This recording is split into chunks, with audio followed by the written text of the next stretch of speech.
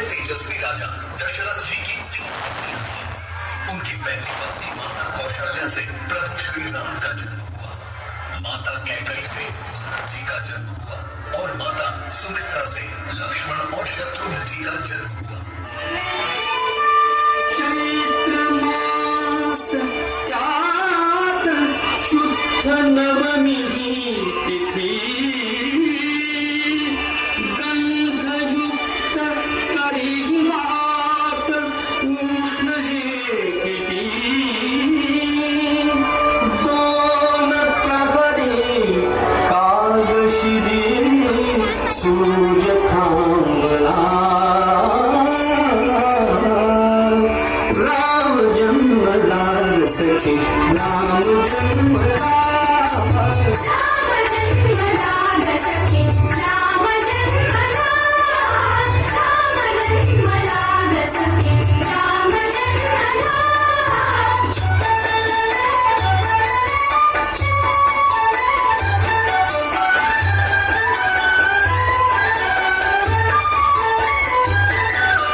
कौसल्या हळू उघडी लोचुने टिकून जाय मानसता पुत्र दर्शने घडले पासु सुखे कंठ दाटना घडले पासु सुखे कंठ दाटना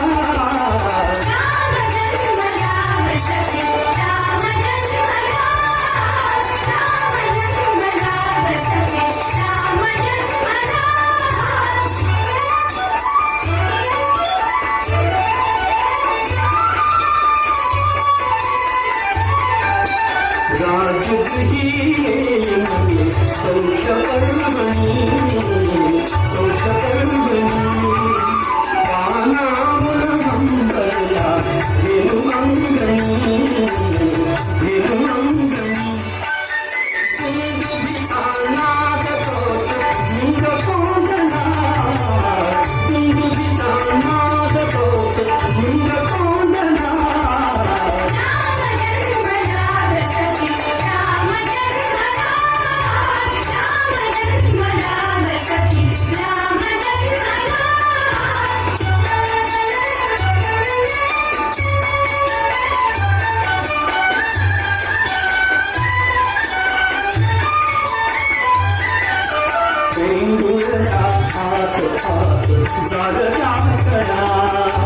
काय काय करीत पुन्हा मलया तुला उच्च धरे वायुदास हसून बोलना उच्च धरे वायुदास हसून बोलना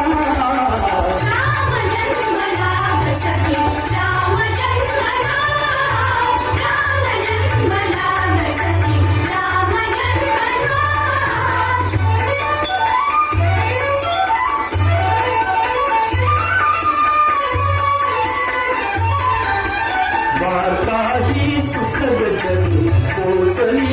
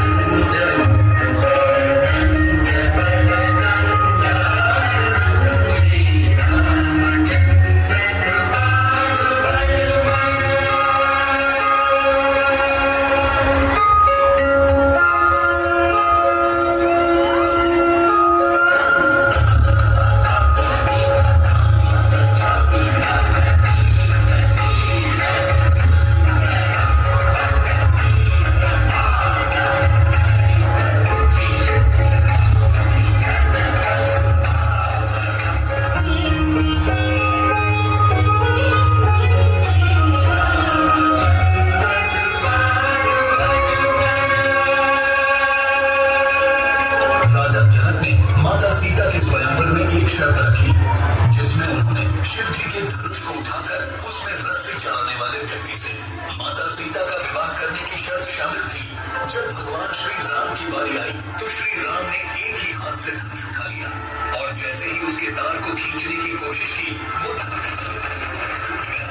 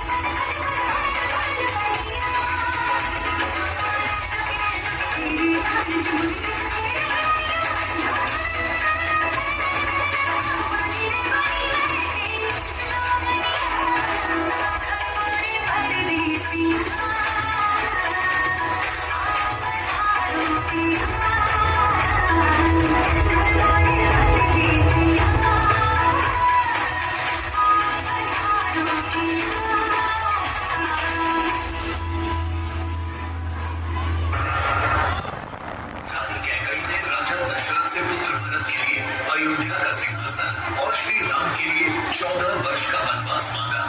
श्री राम तो आज्ञाकारी थे, इसलिए उन्होंने अपनी सौतेली मां कैकेयी की बातों को आशीर्वाद माना। तुम राजकुमारी हो जाओगी, तुम्हारी जगह मैं लूंगा। मेरा भी तो वही है जहाँ मेरी राधा है। आपकी परछाइयां बस आप छोड़ सकती है। आगे जाके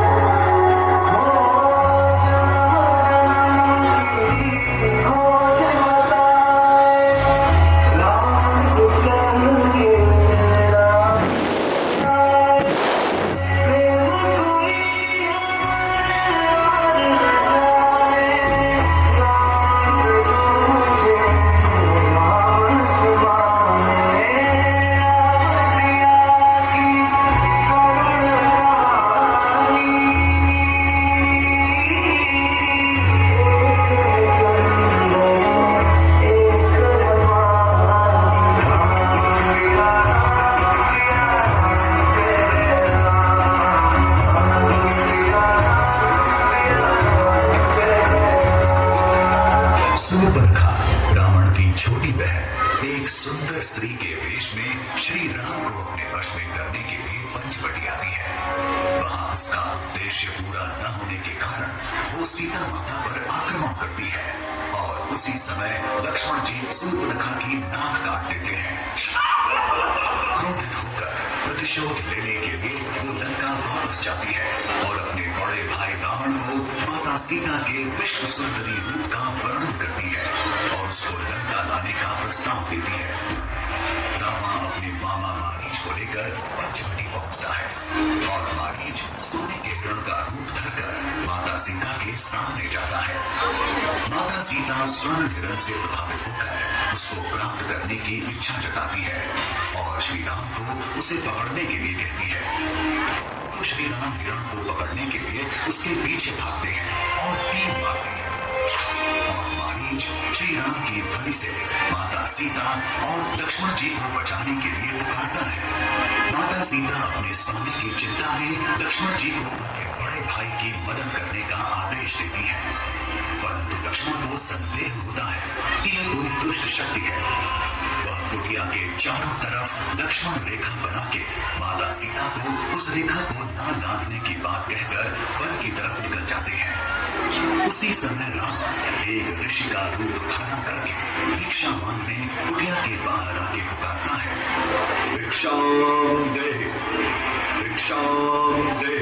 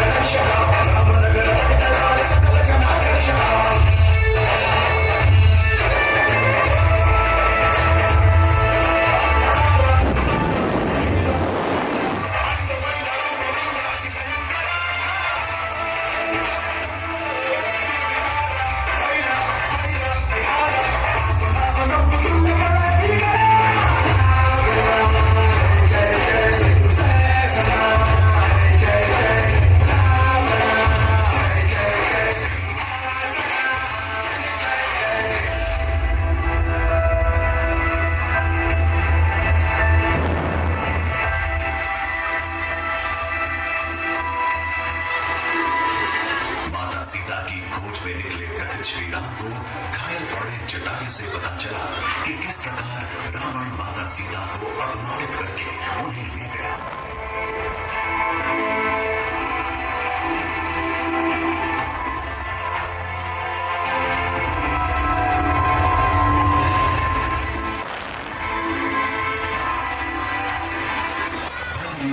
करते समय भगवान श्री राम को उनकी सबसे बड़ी भक्त शबरी के बारे में पता चलता है और ये कि वो सालों से श्री रही है। तब श्री राम शबरी से उसकी कुटिया में जाते हैं और वहां उसके द्वारा दिए गए झूठे पेड़ भी खाते हैं जो वह हर सुबह श्री राम के लिए व्रत से लाती थी।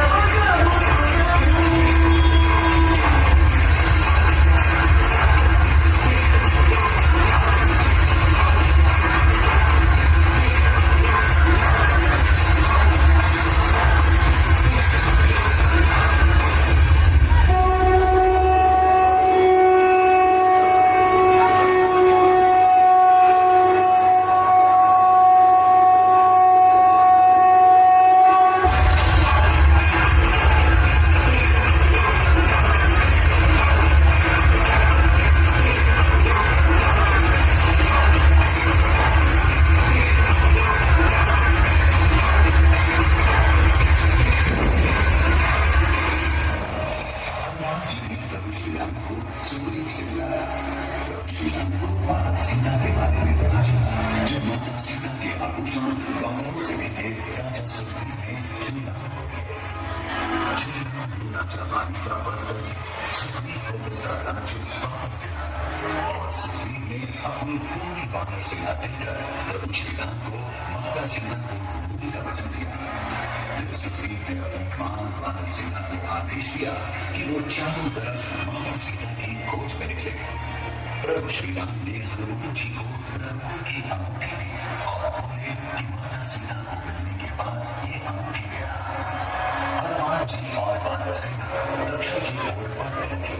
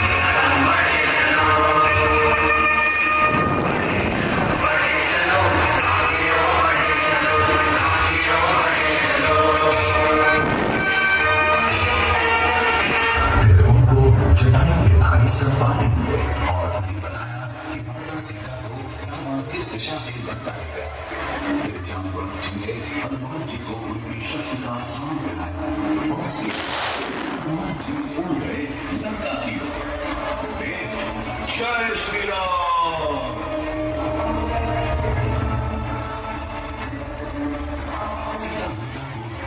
हनुमान जी क्या पहुंचे अशोक वाटिका, जहां उन्होंने बताया कि वे रामदूत हैं।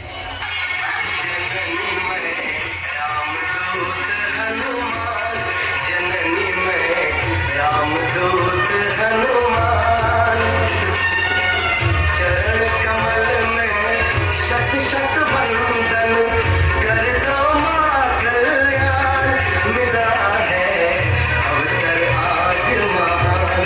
जननी में रामदूत हनुमान,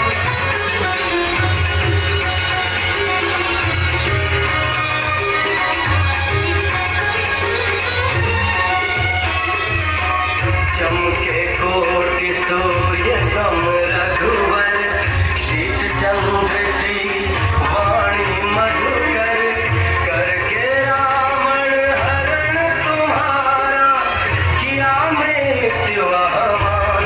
जननी में रामदूत हनुमान, जननी में रामदूत हनुमान। फिर हनुमान जी असुरों के द्वारा बंदी बन के रावण की सभा में जाते हैं, उनको सावधान करते हैं। फिर भी रावण न माना और उनकी पूंछ में आग लगा के छोड़ दिया और हनुमान जी ने लंका दहन किया।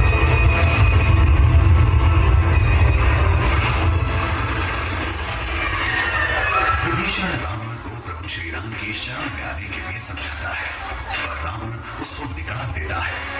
फिर वे प्रभु श्री राम की शरण में आ जाते हैं और राम को समुद्र देव की तपस्या करने के लिए कहते हैं। फिर समुद्र देव के आशीर्वाद से राम और उनकी वानर सेना सेतु बनाना प्रारंभ करती है, जिसके हर पत्थर पे राम नाम लिखा था। चलो शुरू करते हैं।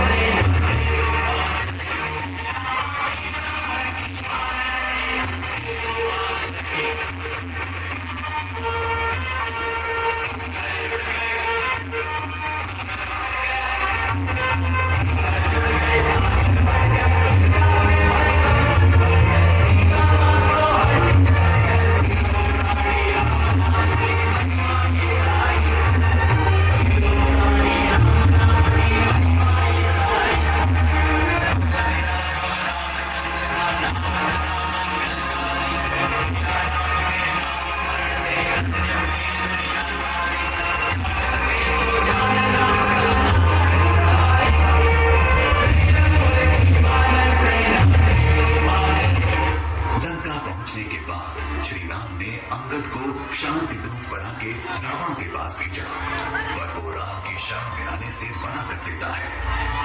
फिर शुरू हुआ धर्म और अधर्म के बीच वो ऐतिहासिक युद्ध।